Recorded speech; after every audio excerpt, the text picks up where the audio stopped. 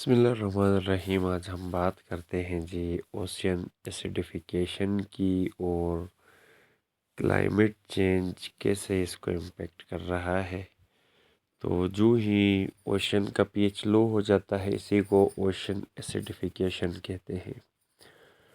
तो अब क्या हो रहा है जी, ओशन मोर एसिडिक हो रहा है क्योंकि वहाँ कार्बन डाइऑक्साइड इंक्रीज कर रहा है।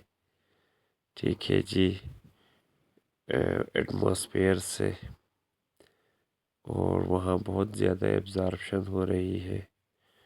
तो ओशियन कार्बन सिंक का काम करता है। मीन्स यहाँ जितना ऑक्सीजन कार्बन ज़्यादा स्टोर होगा लार्ज क्वांटिटीज़ में या एब्जॉर्ब होगा एटमॉस्फेयर से ओशियन में, तो ये कार्बन सिंक कहा जाता है। अब ये होने की वजूहत एक तो इंडस्ट्रीज़ का बढ़ जाना है, फिर वहाँ से कार्बन डाइऑक्साइड इंक्रीज़ होके ह्यूमन एक्टिविटीज़ के ज़रिए जैसे फॉसिल फ्यूल्स, कोल, ऑयल, गैस और डिफॉरेस्टेशन, इंडस्ट्रियल प्रोसेस की वजह से वो बढ़ रहा है CO2। फिर ये ओशंस में एब्जॉर्ब होता है और 30% ऑफ दिस एक्सेस CO2 को कौन एब्जॉर्ब कर रहा है जी, वाटर कर रहा है। अब CO2 की एक प्रॉपर्टी है कि ये वाटर के साथ डिज़ोल्व होता है और फिर ये कार्बोनिक एसिड बनाता है।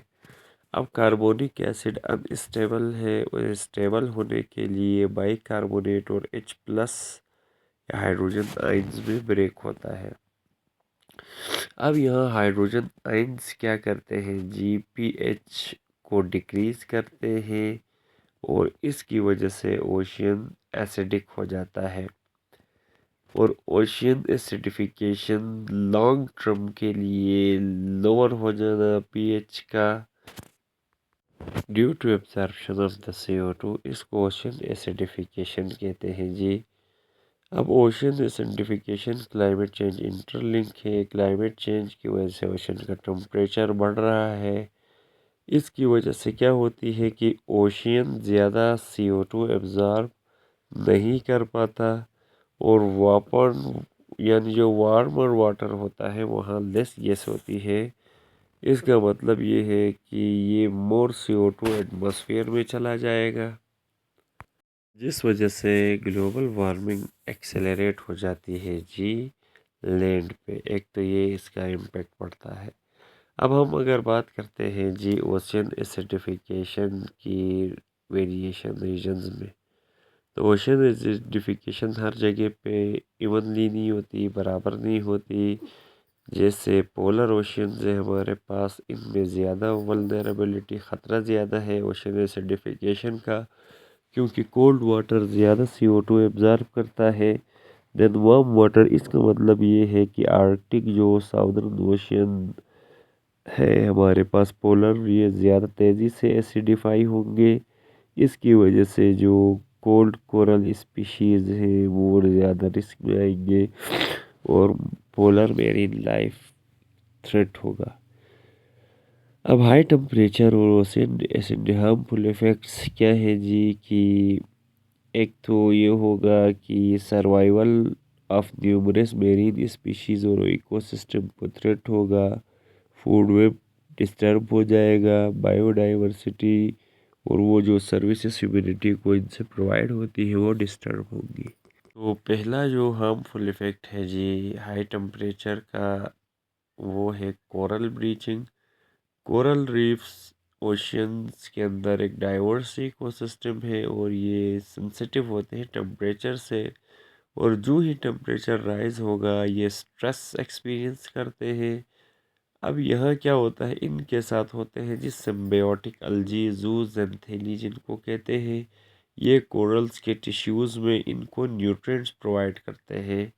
सिम्बियोसिस वो रिलेशन है जिसमें दो स्पीशीज साथ रहती है, इसमें दोनों का फ़ायदा। अब इसमें क्या हो रहा है, कोरल से ये सिम्बियोटिक जो एल्जी है जो इनके टिश्यूज़ में थे, ये कम्प्लीटली वाइट हो रहे हैं।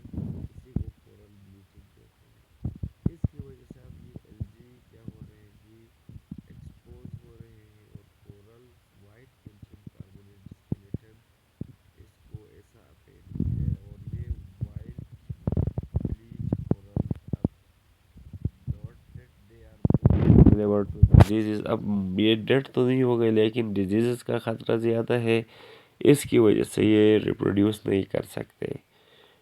अब प्रोलॉन्ग्ड अगर हाई टेम्परेचर रहेगा, कोरल डेथ कर जाएगा और habitat of many species loss होंगी जो वहाँ रहते थे, और बायोडाइवर्सिटी इफेक्ट होगी जो रीफ प्रोवाइड कर रहे थे कोस्टल प्रोटेक्शन और फिशरीज़ को। मेरीन इकोसिस्टम में टेम्परेचर सेंसिटिव स्पीशीज़ हैं जैसे फिशेस है, प्लैंक्टन्स है, इफेक्ट हो रहे हैं राइजिंग टेम्परेचर से। इसी तरह बहुत सारे स्पीशीज़ माइग्रेट कर रहे हैं जी कूलर वाटर्स में, और इस शिफ्टिंग की वजह से इकोसिस्टम फूड चेन का बैलेंस इफेक्ट हो रहा है, और ये डिपेंड करते हैं जी स्पेसिफिक हैबिटेट्स पे।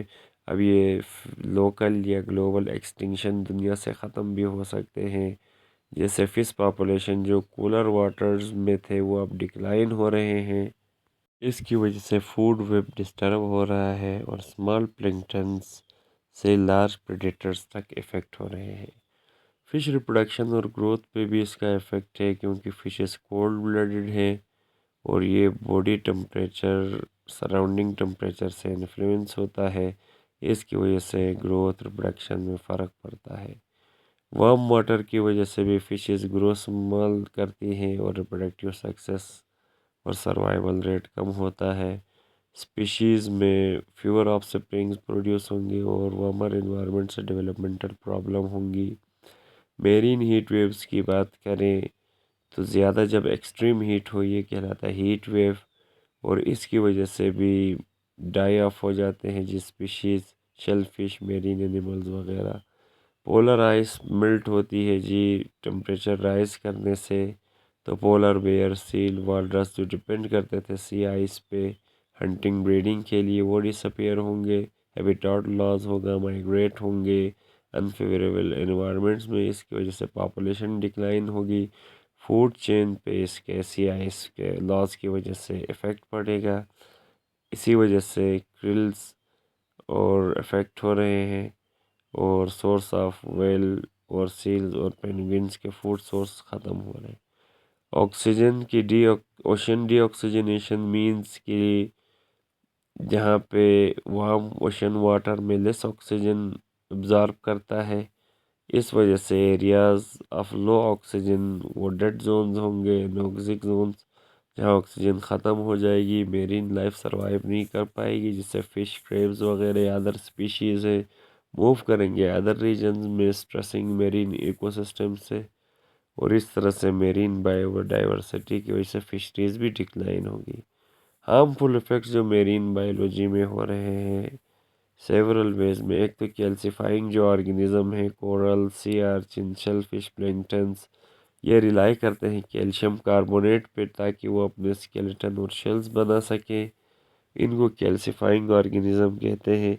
अब acidification pH of sea water को लो कर रहा है, इस वजह से कार्बोनेट आइंस की अवेलेबिलिटी रिड्यूस होती है, और विच दीज ऑर्गेनिज्म नीड जो इनके लिए चाहिए था कैल्शियम कार्बोनेट फॉर्म करने के लिए वो कम हो गया। तो अब क्या हो रहा है जी, इसकी वजह से वो बिल्ड नहीं कर सकते स्केलेटन, और शेल जैसे ओस्टाइल लार्वा है स्ट्रगल करता है शेल्स को फॉर्म करने में, एसिडिक और हाई मोटिलिटी रेट होती है ओयस्टर की।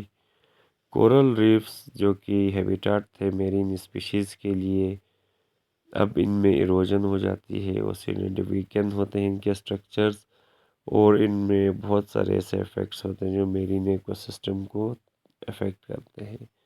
फूड चेन जैसे प्लैंक्टन्स हो गए, पर्टिकुलर स्पीशीज जैसे टेरीपोड्स थे, ये बेस होते हैं मेरीन फूड वेब का, स्पेशली ये वल्नरेबल हो रहे हैं। वो टेरोपोड्स और प्लैंक्टोनिक ऑर्गेनिजम्स क्या स्ट्रगल करते हैं शेल फॉर्म करने के लिए एसिडिक वाटर में। अब जो ही प्लैंक्टन्स डिक्लाइन करेंगे, ये डिपेंड करते हैं दूसरे फूड्स पे जैसे फिश, वेल या सी बर्ड्स, और रिड्यूस फूड अवेलेबिलिटी से फूड वेब भी डिस्टर्ब होता है।